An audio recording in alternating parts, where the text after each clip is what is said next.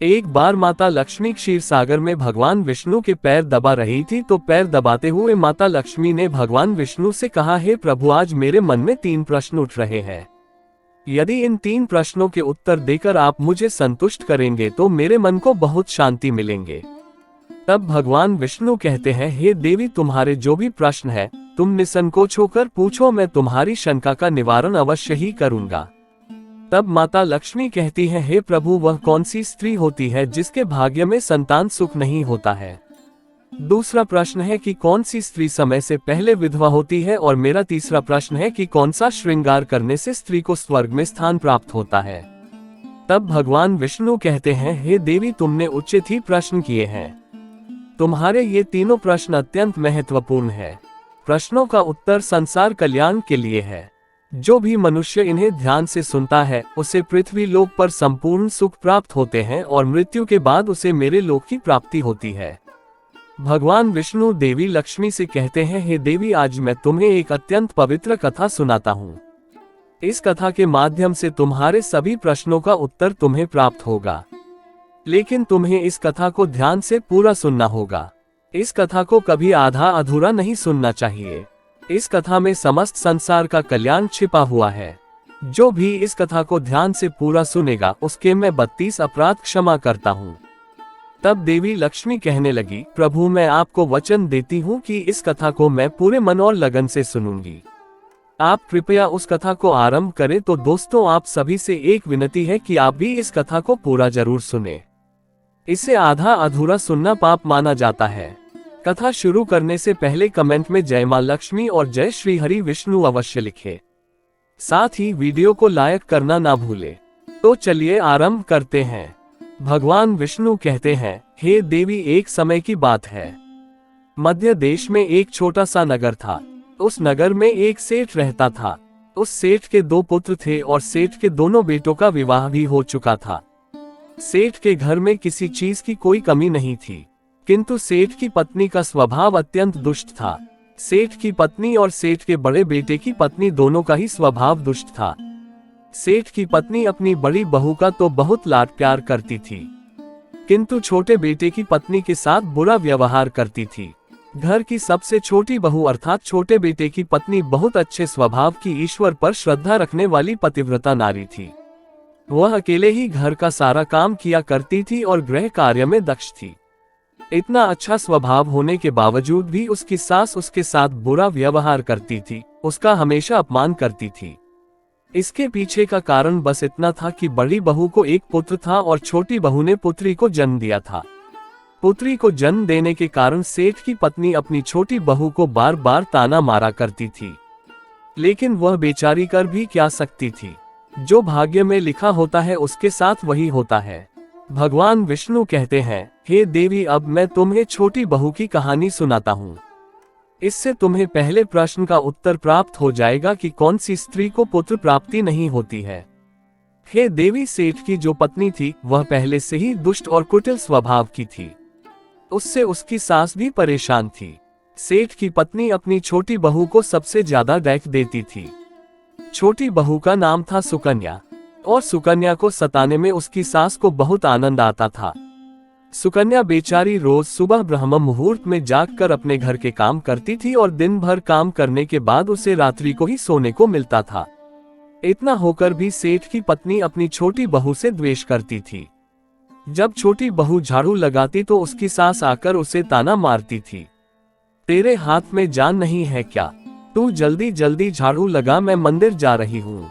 मेरे लौटकर आने से पहले तू भोजन बनाकर तैयार रखना और आते ही मैं उस भोजन को ग्रहण करूंगी और सुन, अन्न का एक दाना भी बर्बाद ना हो पाए। बेचारी सुकन्या चुपचाप अपनी सास का अत्याचार सहन करती थी और उसकी सास की हर आज्ञा का बड़ी ही विनम्रता से पालन करती थी। फिर छोटी बहू खाना बनाते हुए सोचने लगी कि मैं घर का इतना काम करती हूँ लेकिन फिर भी मैं चैन की सांस नहीं ले पाती हूँ। मेरी सासू माँ किसी बात को लेकर मुझे ही ताना मारती रहती है। पता नहीं कब उनकी ताना देने की आदत जाएगी। सुकन्या इतना सोच ही रही थी कि तभी घर के दरवाजे पर खटखटाने की आवाज सुनाई दी। छोटी बहू ने सोचा, अभी तो भोजन तैयार भी नहीं हुआ है, लगता है मेरी सासू माँ आज जल्दी लौट आ गई। अब वह फिर से ताना मारेगी। तब सुकन्या ने दरवाजा खोला तो उसने देखा कि द्वार पर एक सन्यासी खड़ा हुआ है। वह सन्यासी सुकन्या से कहने लगा, बेटा सदा सुहागिन रहो, तुम इस सन्यासी के लिए कुछ भोजन का दान करो। हे पुत्री, मुझे बड़ी भूख लगी है। तब सुकन्या ने सोचा, अगर मैं इस सन्यासी को भोजन करा दूं और इतने में मेरी सास आ गई तो मेरी खैर नहीं। कुछ देर तक विचार करने के बाद सुकन्या ने सोचा, यदि मैं सासू माँ के ताने के डर से इस सन्यासी को भोजन नहीं कराऊंगी तो मुझे महापाप लगेगा, मेरा सारा पुण्य नष्ट हो जाएगा। इतना सोचकर सुकन्या ने उस सन्यासी को घर के अंदर बुला लिया। अतिथि धर्म का पालन करते हुए सुकन्या उस सन्यासी को भोजन कराने लगी। उतने में ही उसकी सास घर पर आ पहुंची और उस सन्यासी को घर के अंदर भोजन करते हुए देखकर उसे बहुत गुस्सा आ गया। वह चिल्लाते हुए सुकन्या से कहने लगी, यहाँ पर क्या किसी प्रकार का भंडारा या दावत नहीं चल रही है, जो तो राह चलते भिखमंगों को घर में बैठाकर खिला रही हो। सुकन्या ने अपनी सास से बड़ी विनती की, लेकिन सुकन्या की सास ने बहू की एक नहीं सुनी और उसकी सास ने उस सन्यासी को घर से बाहर निकाल दिया और उसके भोजन को उठाकर कचरे में फेंक दिया। उसके बाद वह सास सुकन्या पर गुस्सा करने लगी, अरे दुष्ट औरत, मैंने तुझे कहा था कि अन्न का एक दाना भी बर्बाद नहीं होना चाहिए, लेकिन तूने क्या किया, उस भिखमंगे को इतना सारा भोजन दे दिया। सुकन्या डरते डरते बोली, सासू माँ, मैंने सन्यासी को अपने हिस्से का भोजन दिया है, इसमें आखिर इतना गुस्सा होने की क्या बात है। द्वार पर आए अतिथियों को कभी खाली हाथ नहीं भेजते हैं, ऐसा शास्त्र कहते हैं। फिर सुकन्या की सास ने उसे बहुत डांटा।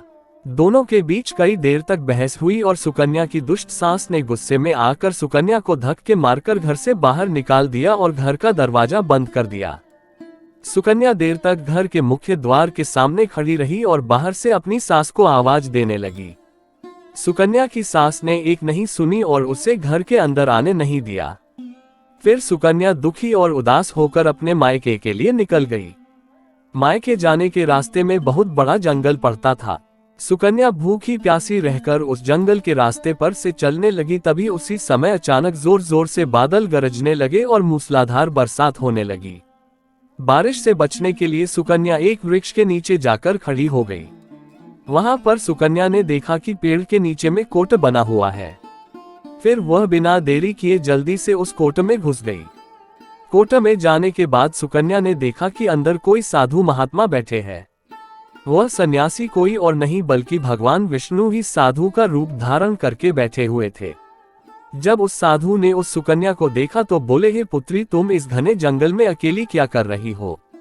रोना बंद करो, मैं तुम्हारे बारे में सब कुछ जानता हूँ। तुम्हारे ससुराल वाले अत्यंत दुष्ट स्वभाव के हैं और वे तुम्हें बहुत दुख देते हैं। इसका कारण केवल बस इतना है कि तुम्हें पुत्र की प्राप्ति नहीं हुई है।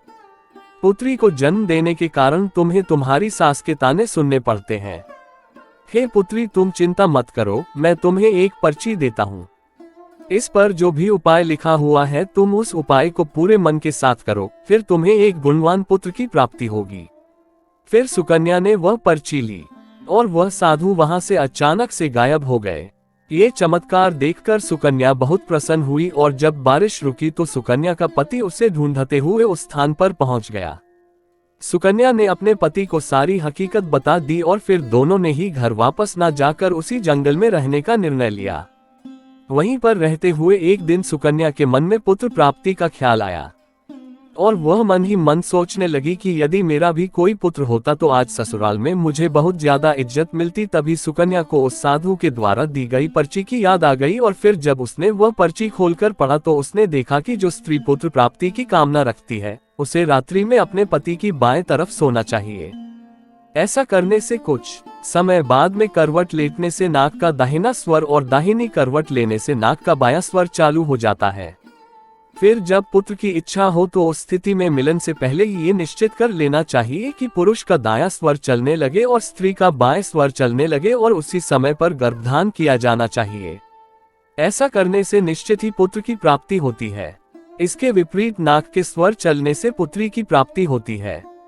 उस पर्ची में आगे लिखा हुआ था कि मासिक धर्म शुरू होने के बाद पहले 4 दिनों में पुरुष के साथ मिलन करने से पुरुष रुग्णता को प्राप्त हो जाता है और 5वीं रात्रि में मिलन करने से पुत्री की प्राप्ति होती है तथा 6ठी रात्रि में मिलन करने से पुत्र रत्न की प्राप्ति होती है। 7वीं रात्रि में मिलन करने से वंध्या पुत्री होती है। 8वीं रात्रि में मिलन करने से बलशाली पुत्र की प्राप्ति होती है। 9वीं रात्रि में मिलन करने से सुंदर कन्या की प्राप्ति होती है तथा 10वीं रात्रि में मिलन करने से विद्वान और अतिश्रेष्ठ पुत्र की प्राप्ति होती है।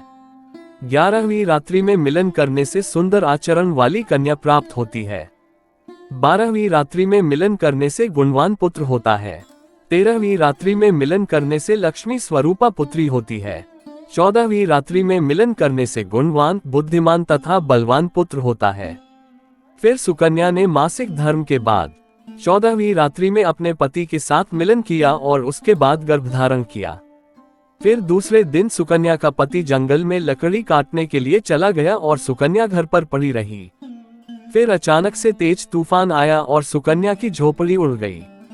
फिर सुकन्या दौड़ती हुई उसी पेड़ के कोट में जाकर रुक गई जहां पर उसे वह साधु मिला था। सुकन्या वहां अपने पति की राह देख रही थी कि अचानक वहां पर 2 राक्षसी आ गई। वह राक्षसी अत्यंत मायावी थी। फिर उन्होंने उस कोट के साथ पेड़ को उड़ाकर एक ऐसे स्थान पर चली गई जहां पर बहुत सारा सोना था। जब सुकन्या ने ये दृश्य देखा तो वह चौंक गई। सुकन्या पेड़ के कोट में ही छिपी रही। जब वह राक्षसी भोजन की तलाश में गई तो सुकन्या ने उस स्थान पर से बहुत सारा सोना उठा लिया और उसे कोट में भर लिया। जब वह राक्षसी लौट आई तो फिर से पेड़ पर बैठकर वे उस पेड़ को उड़ाकर उसी जंगल में आ गई। राक्षसियों के जाने के बाद सुकन्या वह सारा सोना लेकर अपने पति के पास चली गई और उसे वह सारा सोना दे दिया। फिर पति और सुकन्या दोनों अपने ससुराल को लौट गए। वहां जाकर उसने अपनी सास को वह सोना दे दिया और सारी हकीकत बता दी, जिसे सुनकर उसकी सास को बहुत गुस्सा आया और बोलने लगी, अरे मूर्ख औरत, तू बस इतना ही सोना लेकर आ गई, इतने सोने से क्या होगा? मैं होती तो बहुत सारा सोना लेकर आ जाती। फिर उसकी सास भी उस जंगल के कोट में जाकर छिप गई और राक्षसियों की राह देखने लगी। तभी वह 2 राक्षसी वहां पर आई और फिर उन्होंने उस कोट को उड़ाकर एक बर्फीले पहाड़ पर ले गई। ये देख सास बहुत क्रोधित हो गई और बोलने लगी, यह कहाँ लेकर आई है, यहाँ तो बस बर्फ और मिट्टी है। तभी उन राक्षसियों ने उसकी आवाज सुनी और देखा तो एक बूढ़ी औरत पेड़ के कोट में छिपकर बैठी है। फिर उन्होंने उस सास को बाहर निकाला और उस बर्फीले पहाड़ पर फेंक दिया। जमीन पर गिरते ही उसकी मौत हो गई। इधर सुकन्या बड़े आनंद के साथ रह रही थी, लेकिन सुकन्या की सास कभी नहीं लौटी। तो सुकन्या ने जाकर उस कोट में देखा तो वहां पर उसकी सास नहीं थी। उसे समझ में आ गया कि लालच के कारण उसके सास की मृत्यु हो गई। भगवान विष्णु कहते हैं, हे लक्ष्मी, जिस स्त्री को पुत्र प्राप्ति की कामना है उसे मैंने सुकन्या को दी हुई पर्ची में बताए गए उपाय जरूर करने चाहिए। तुम्हारा दूसरा प्रश्न ये था कि किस कारण से स्त्री जल्दी विधवा होती है। तो जो स्त्री अत्यधिक लालच करती है वह स्त्री जल्दी विधवा होती है, और जो स्त्री चरित्र का गहना पहनती है उसे मृत्यु के पश्चात स्वर्ग की प्राप्ति होती है। एक स्त्री को अपने चरित्र का त्याग कभी नहीं करना चाहिए। तो दोस्तों, इस प्रकार से भगवान विष्णु ने माता लक्ष्मी को ये कथा सुनाई थी।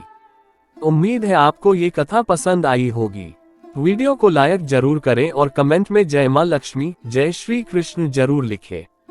साथ ही चैनल को सब्सक्राइब करें। आप सभी का धन्यवाद।